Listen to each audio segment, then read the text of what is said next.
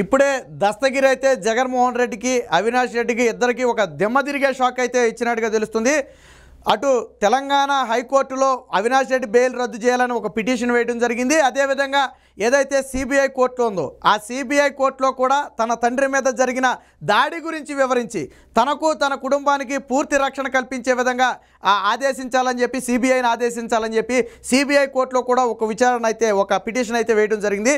ఈ రెండు కూడా ఈరోజు ఒక ఇంత సంచలనంగా మారాయని చెప్పొచ్చు. ముఖ్యంగా అవినాష్ రెడ్డి బెయిల్ రద్దు చేయకపోతే సాక్షులను ప్రభావితం చేస్తాడని చెప్పి దస్తగిరి పేర్కొంటూ ఒక బెయిల్ రద్దు చేయాలని చెప్పి ఒక పిటిషన్ అయితే వేశారు.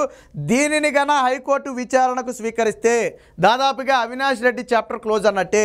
బెయిల్ రద్దు చేయమని ఆదేశాలు ఇచ్చింది అంటే ఖచ్చితంగా ఇక అవినాష్ రెడ్డి దాదాపుగా బయటికి రావడం అసాధ్యమనే చెప్పొచ్చు. ఎందుకంటే ఇప్పటికే అవినాష్ రెడ్డి తండ్రి భాస్కర్ రెడ్డి ఆల్రెడీ జైల్లోనే ఉన్నాడు. అవినాష్ రెడ్డిని మాత్రం సిబిఐ రహస్యంగా ఒకరోజు అరెస్టు చేసి తర్వాత బెయిల్ ఇచ్చి విడుదల చేసేసింది. సో ఈ విషయం మనందరికీ తెలిసిందే. అవినాష్ రెడ్డి బయట ఉండడం వల్ల ఈరోజు దస్తగిరి తండ్రి మీద దాడి జరిగిందనేది దస్తగిరి ప్రధాన వాదన. అంటే అవినాష్ రెడ్డి అనే వ్యక్తి ఏంటి, సాక్షులను బెదిరిస్తున్నాడు, భయపెడుతున్నాడు, భయభ్రాంతులకు గురి చేస్తున్నాడు, అవసరమైతే ఏదైనా అఘాయిత్యం చేయడానికి కూడా వెనకాడడనేది దస్తగిరి ప్రధాన వాదన. కోర్టు కూడా దాన్ని పరిగణలో తీసుకునే అవకాశం ఉంది. ఎందుకంటే దస్తగిరి మీద తప్పుడు కేసులు నమోదు చేసి జైల్లో పెట్టడం, అదే సమయంలో తన ఇంటికి వెళ్ళి తన భార్యను బెదిరించడం, జైల్లో ఉన్న సమయంలో చైతన్య రెడ్డి అని ఒక వ్యక్తి వచ్చి బెదిరించడం, ఇప్పుడు తన తండ్రి మీద దాడి చేయటం, ఇవన్నీ కూడా సాక్షులను ప్రభావితం చేసే విధంగానే ఉన్నాయి. కోర్టు గన వీటిని అంగీకరిస్తే అవినాష్ రెడ్డి బెయిల్ రద్దు చేయటం ఖాయం. సిబిఐ ఇచ్చినటువంటి బెయిల్ రద్దు అయితే ఖచ్చితంగా కస్టడీలోకి వెళ్తాడు. అవినాష్ రెడ్డి గన అరెస్ట్ అయితే అది జగన్మోహన్ రెడ్డికి అతిపెద్ద ఎదురు దెబ్బ. ఎందుకంటే ఈ రోజుకి నా తమ్ముడు అని చెప్పుకుంటాడు, నా కన్ను అని చెప్పుకుంటాడు.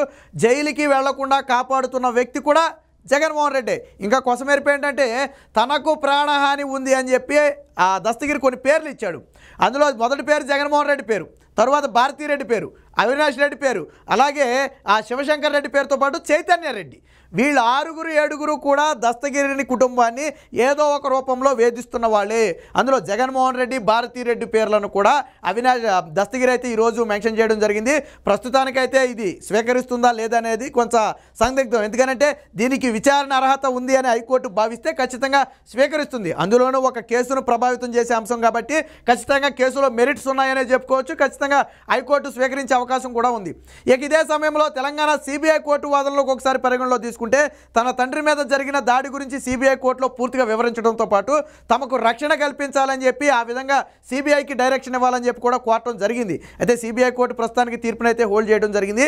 అయితే ఇక్కడ ఇంకొక ఆసక్తికర విషయం ఉంది.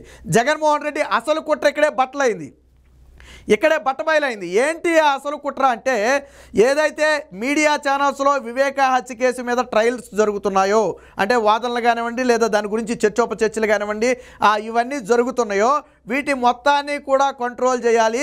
మీడియాలో ఎటువంటి వివేక హత్య కేసుకు సంబంధించిన కథనాలు రాకుండా అడ్డుకోవాలని చెప్పి నిందితులైనటువంటి అవినాష్ రెడ్డి అలాగే శివశంకర్ రెడ్డి తరపు లాయర్లు అయితే కోరటం జరిగింది.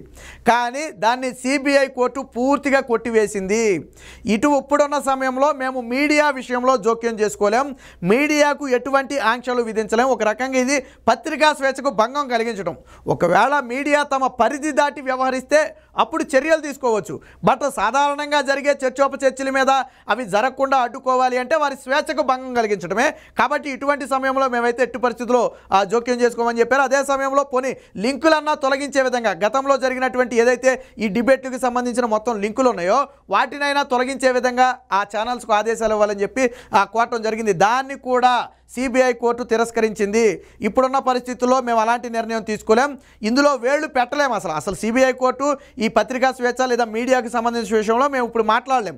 ఒకవేళ ఏదైనా పరిధి దాటి వ్యవహరించి ఏదైనా చూపించకూడని మాట్లాడించకూడని ఏదైనా మాట్లాడితే అప్పుడు చర్యలు తీసుకోగలం, కానీ ఇప్పుడున్న పరిస్థితుల్లో మేము తీసుకోలేమని చెప్పడం జరిగింది. దీంతో జగన్మోహన్ రెడ్డి గొంతులో పచ్చివెలకాయ పడింది. అసలు జగన్మోహన్ రెడ్డి ఉద్దేశం ఏంటంటే ఎన్నికలు దగ్గర పడుతున్నాయి, మీడియా వాళ్ళు రోజు వివేక హత్య కేసు బయటికి తీస్తున్నారు, తీసినప్పుడల్లా ఇది ప్రజల్లోకి బలంగా వెళుతుంది. ముఖ్యంగా పులివెందుల కడప లాంటి ప్రాంతాల్లో చాలా సెన్సిటివ్గా తీసుకున్నారు ఈ ఇష్యూని. కాబట్టి మీడియాని కంట్రోల్ చేస్తేనే ఖచ్చితంగా ఇది జనంలోకి వెళ్లకుండా ఉంటుంది, వచ్చే ఎన్నికల్లో కొంత లబ్ధి ఉంటుంది. కానీ మీడియా రోజు దీన్ని బయటికి తీస్తే ఏం చేయాలి? అందుకనే అందుకనే దీన్ని అడ్డుకోవాలనే ఈరోజు సిబిఐ కోర్టులో వాళ్ళైతే ఆ పిటిషన్ వేయించారు. కానీ సిబిఐ కోర్టు ఏ ఆధారాలు లేని నేపథ్యంలో ఈ పిటిషన్ను పూర్తిగా కొట్టివేసింది. ఇది జగన్మోహన్ రెడ్డికి అతిపెద్ద ఎదురు దెబ్బగా చెప్పుకోవాలి. మరి సాక్షి మీడియాలో చంద్రబాబు అరెస్ట్ అయినప్పుడు రోజు సాక్షి 24 గంటలు అదే ప్రచారం చేసింది. ఆయన జైల్లో ఉన్న 53 రోజులు అదే ప్రచారం చేసింది. మరి ఆ రోజు మీకు విలువలు గుర్తు రాలేదా? ఈరోజు వివేక హత్య కేసు గురించి వాళ్ళు ఏం మాట్లాడారు?